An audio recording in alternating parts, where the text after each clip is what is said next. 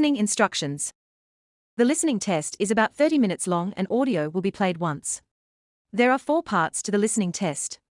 You will be given 10 minutes after the completion of the test to transfer answers to an answer sheet. Each part contains 10 questions with a total of 40 questions. Section 1. You will hear a woman phoning a box office to ask about a festival in the town of Kenton. First, you have some time to look at questions 1 to 5.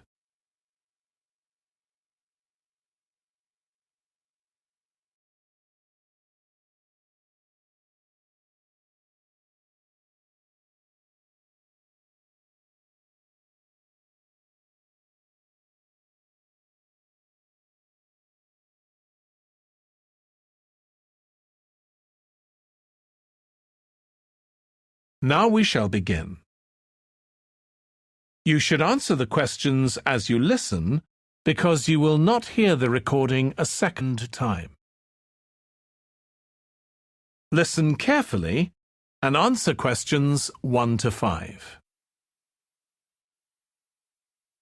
Good morning, Kenton Festival Box Office. How can I help you? Oh, good morning. I'm coming to Kenton for a few days' holiday next month, and a friend told me there's a festival. She gave me this number to find out about it. That's right. The festival begins on the 16th of May and goes on till the 19th. Oh, that's great. I'll be there from the 15th till the 19th. So, could you tell me the programme, please? Well, on the first day, there's the opening ceremony in the town centre.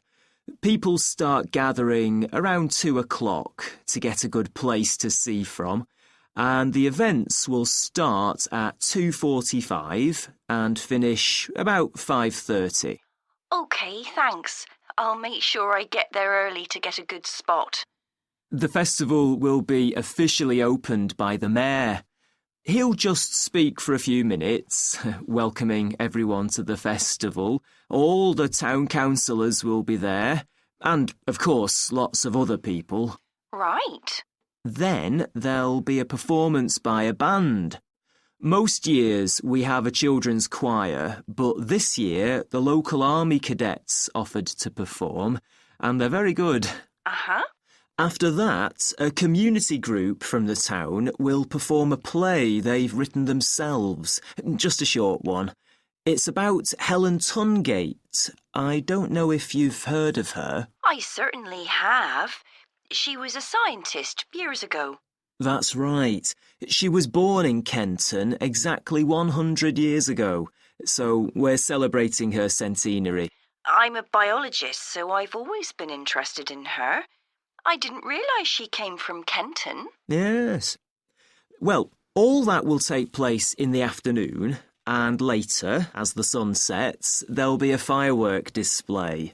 You should go to the park to watch, as you'll get the best view from there. And the display takes place on the opposite side of the river. It's always one of the most popular events in the festival. Sounds great. Before you hear the rest of the conversation, you have some time to look at questions 6 to 10.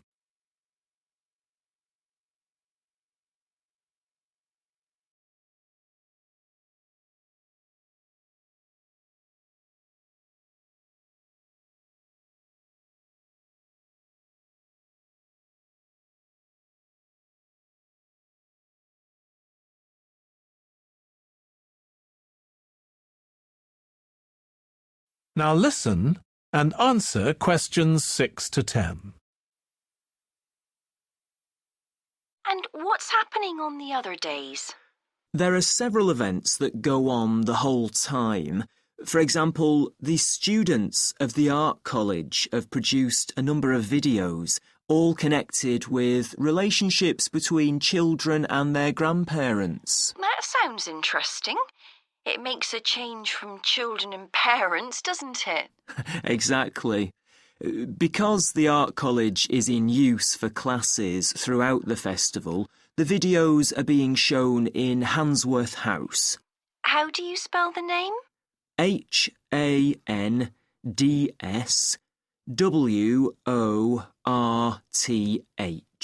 Handsworth House. It's close to the town hall. Right. Now, let me see, what else can I tell you about? Are there any displays of ballet dancing? I'm particularly interested in that, as I do it as a hobby. There isn't any ballet, I'm afraid, but there'll be a demonstration of traditional dances from all round the country. Well, that'd be nice. Where's that being held? It's in the market in the town centre. The outdoor one, not the covered market. And it's on at 2 and 5 every afternoon of the festival, apart from the first day. Lovely. I'm interested in all kinds of dancing, so I'm sure I'll enjoy that. I'm sure you will. And I'd really like to go to some concerts, if there are any. Yes, there are several. 3 performed by professionals and 1 by local children. And where is it being held? It's in the library, which is in Park Street. On the 18th at 6:30 in the evening. I presume I'll need tickets for that. Yes, you can book online, or you can buy them when you arrive in Kenton, either at the festival box office or from any shops displaying our logo in the windows. Well, I think that'll keep me busy for the whole of my stay in Kenton. Thank you so much for all your help. You're welcome. I hope you enjoy your stay. Thank you. Goodbye. That is the end of section 1. You now have half a minute to check your answers.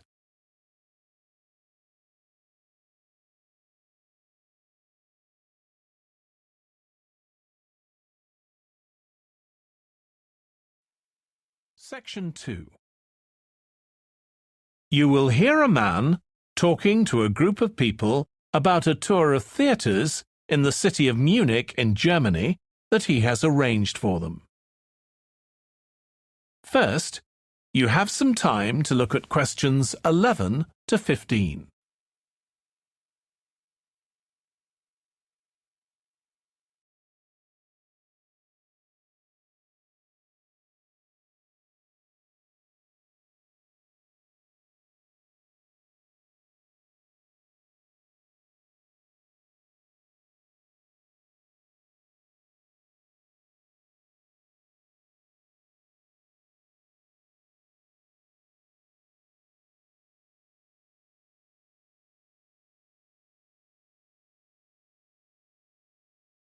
Now listen carefully and answer questions 11 to 15.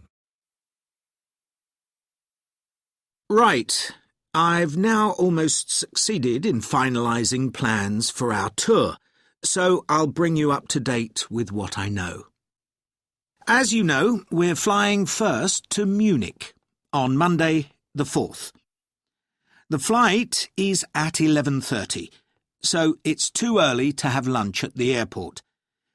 I suggest we meet there for coffee at 10, which should give us plenty of time for breakfast before we leave home. When we arrive in Munich, we'll be met at the airport by Klaus Bauer. Klaus works for a tour operator, and he'll look after us for the time we'll be in Germany. He's already liaised with the managers of the theatres we're going to visit, and he's also arranged for an officer of the National Theatre in Munich to show us round the theatre one afternoon during our stay. Now, last time we discussed this trip, I didn't have the precise cost for hotel rooms, but now I have.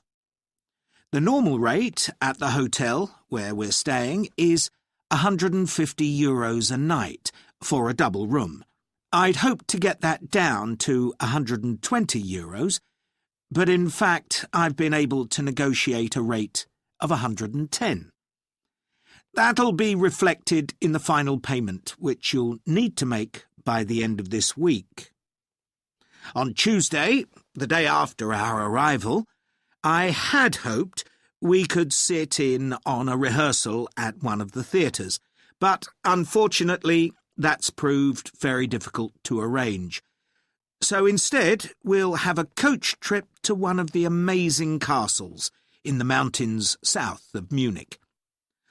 On Tuesday evening, we'll all have dinner together in a restaurant near our hotel.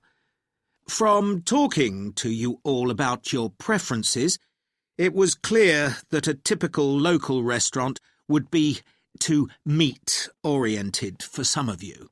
Some of you suggested an Italian restaurant, but I must confess that I decided to book a Lebanese one, as we have plenty of opportunities to go to an Italian restaurant at home. On Wednesday afternoon, the director of the play we're going to see that evening will talk to us at the theatre. She'll describe the whole process of producing a play, including how she chose the actors, and, as the play we're going to see is a modern one, how she worked with the playwright. Before you hear the rest of the talk, you have some time to look at questions 16 to 20.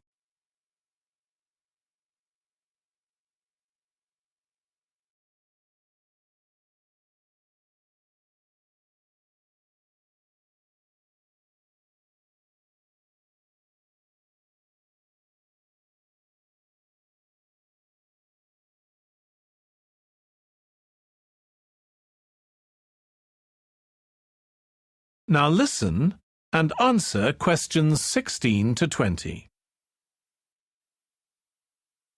Right. Now I'd just like to make a few points about the plays we're going to see, partly because it might influence your choice of clothes to take with you. The play we're seeing on Wednesday evening is a modern one, and we're going to the premiere, so it'll be quite a dressy occasion, though of course you don't have to dress formally. I gather it's rather a multimedia production, with amazing lighting effects and a soundtrack of electronic music, though unfortunately the playwright is ill and is unlikely to be able to attend. On Thursday, we're seeing a play that was first performed last year, when it was commissioned to mark 100 years since the birth in the town of a well-known scientist. We're going to see a revival of that production, which aroused a lot of interest. Friday's play will really make you think hard about what clothes to pack, as it'll be in the garden of a palace. It's a beautiful setting, but I'd better warn you, there won't be much protection from the wind. On Saturday, we're going by coach to a theatre in another town, not far from Munich. This will be the opening of a drama festival, and the mayor and all the other dignitaries of the town will be attending. After the performance, the mayor is hosting a reception for all the audience, and there'll be a band playing traditional music of the region. And after having a day off on Sunday, our final play is on Monday, and it's in the stunning setting of the old town hall, which dates back to the 14th century. The performance marks the 50 years that the lead actor has been on stage, and the play is the one where he made his first professional appearance all those years ago. And the day after that, we'll be flying back home. Now, have you got any questions before I move? That is the end of section 2. You now have half a minute to check your answers.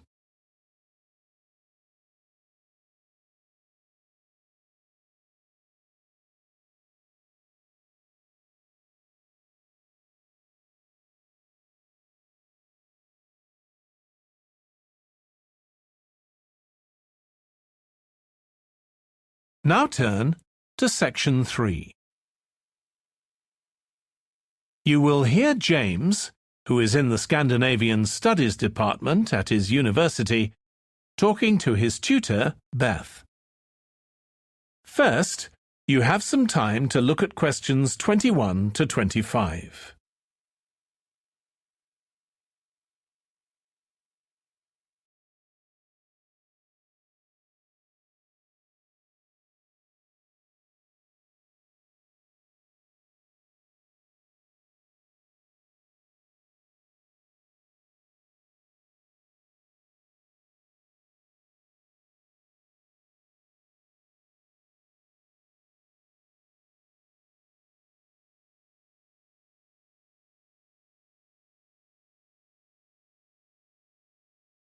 Now listen carefully and answer questions 21 to 25. Oh, good morning. You must be James. I'm Beth Cartwright. Please call me Beth. Thank you. Now, as this is your first tutorial since you started on the Scandinavian Studies course, I'd like to find out something about you. Why did you decide to take this course? Well, my mother is Danish, and although we always lived in England, she used to talk about her home a lot, and that made me want to visit Denmark. We hardly ever did, though. My mother usually went on her own. But whenever her relations or friends were in England, they always came to see us. I see. So I assume you already speak Danish, one of the languages you'll be studying? I can get by when I talk to people, though I'm not terribly accurate. Now, you probably know that you'll spend the third year of the course abroad. Have you had any thoughts about that? I'm really looking forward to it. And although Denmark seems the obvious place to go because of my family connections, I'd love to spend the time in Iceland. Oh, I'm sure it can be arranged. Do you have any plans for when you graduate? A lot of students go on to take a master's degree. I think the 4 years of the undergraduate course will be enough for me. I'm interested in journalism, and I quite like the idea of moving to Scandinavia and writing for magazines. I'd find that more creative than translating, which I suppose most graduates do. Okay. Now, how are you finding the courses you're taking this term, James? Well, I'm really enjoying the one on Swedish cinema. That'll continue next term. But the one on Scandinavian literature that's running at the moment will be replaced by more specialized courses. Oh, and by the way, if you're interested in watching Danish television programs, there's going to be a course on that the term after next. That sounds good. Have you started thinking about the literature paper that you have to write in the next few weeks? Yes, my first choice would be to do something on the Icelandic sagas. The trouble with that is that a lot of people choose that topic, and it can be difficult to get hold of the books you'll need. Why not leave that for another time? Right. You might find modern novels or 19th century playwrights interesting. I've read or seen several plays in translation, so that would be a good idea. Fine. I'll put you down for that topic. Right. So what would you advise me to aim at in the paper? First, I suggest you avoid taking one writer and going into a great deal of detail. That approach certainly has its place, but I think you first need to get an understanding of the literature in the context of the society in which it was produced, who it was written for, how it was published, and so on. I also think that's more fruitful than placing it within the history of the genre. Okay, that sounds reasonable. Before you hear the rest of the discussion, you have some time to look at questions 26 to 30.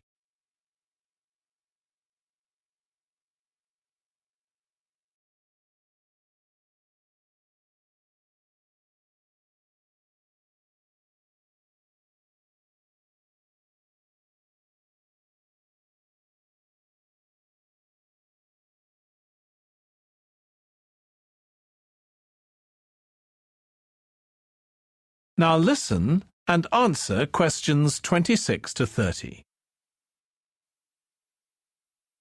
Could I ask for some advice about writing the paper I'm working on about the Vikings? I have to do that this week, and I'm a bit stuck. Of course. Have you decided yet what to write about? No, I haven't. There's so much that seems interesting. Viking settlement in other countries, trade, mythology. Well, what I suggest is that you read an assignment a student wrote last year, which is kept in the library. It's short and well-focused, and I'm sure you'll find it helpful. I'll give you the details in a moment. Textbooks usually cover so many topics, it can be very difficult to choose just one. OK. I've got a DVD of the film about the Vikings that came out earlier this year. Should I watch that again? If it's the one I am thinking of, I'd ignore it. It's more fantasy than reality. But I've got a recording of a documentary that you should watch. It makes some interesting and provocative points, which I think will help you to focus your topic. Right. So then, should I work out an outline? Yes, just headings for different sections at this stage. And then you should start looking for suitable articles and books to draw on, and take notes which you organize according to those headings. I see. Then put short phrases and sentences as bullet points under each heading. Make sure that this skeleton makes sense and flows properly before writing up the paper in full. OK. Thanks. That's very helpful. That is the end of section 3. You now have half a minute to check your answers. Section 4. You will hear part of a lecture about conflict at work, given by a business studies lecturer. First, you have some time to look at questions 31 to 40.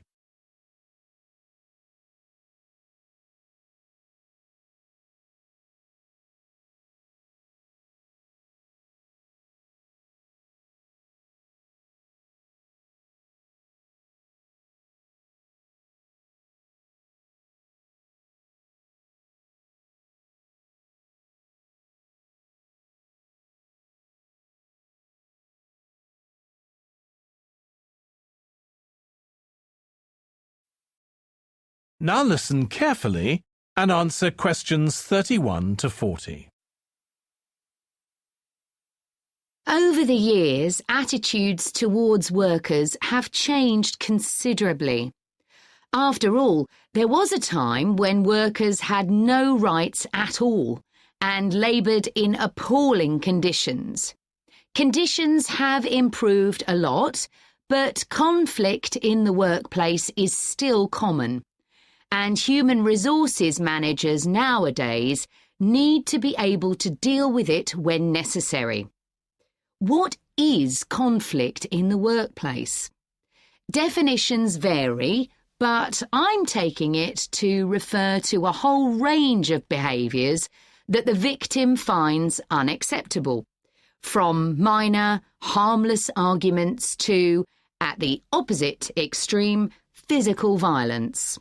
Much of this is covered by the term bullying, by which I mean one or more people behaving abusively or aggressively against another who is in a weaker position. Although all behaviour like this is a form of conflict, not all conflict can be described in these terms. As with all human behaviour, there are numerous reasons for it, but often it's caused by someone who feels the need to show their superiority over someone else in order to feel that they aren't at the lowest level in a hierarchy or a group of people. In some cases, one person simply dislikes the other, on the basis that the personality of one is in some way incompatible with that of the other person. A general habit of optimism in one person could make them intolerant of a colleague who's constantly pessimistic. Not that that justifies treating them badly, of course. Some conflicts arise when people are more interested in promoting themselves and their team than in the company as a whole. These conflicts are called structural and could come about, for example, when a sales team believe they are the only people in the business who do any useful work and look down on behind-the-scenes administrators. Conflict obviously affects the individuals concerned. The situation is likely to be very stressful for victims, resulting in their absence from work, possibly for months. For the company, if no effort is made to deal with conflict, it can spiral out of control and even lead to the breakdown of the business.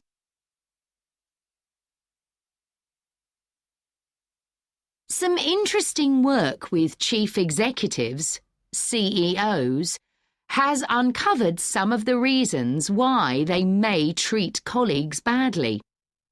Many CEOs combine two opposing characteristics: confidence, that is, the belief that they're capable of great achievements, with a high level of anxiety, a fear of missing targets, whether set by themselves or by the directors of the company.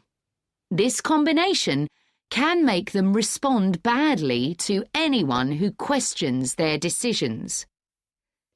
In a high-pressure work environment, such characteristics become problematic, and it's particularly difficult to tackle the situation where colleagues, managers, and board members are all trying to achieve their own visions. When they can't agree on strategic issues and on where they see the business going, there are real problems.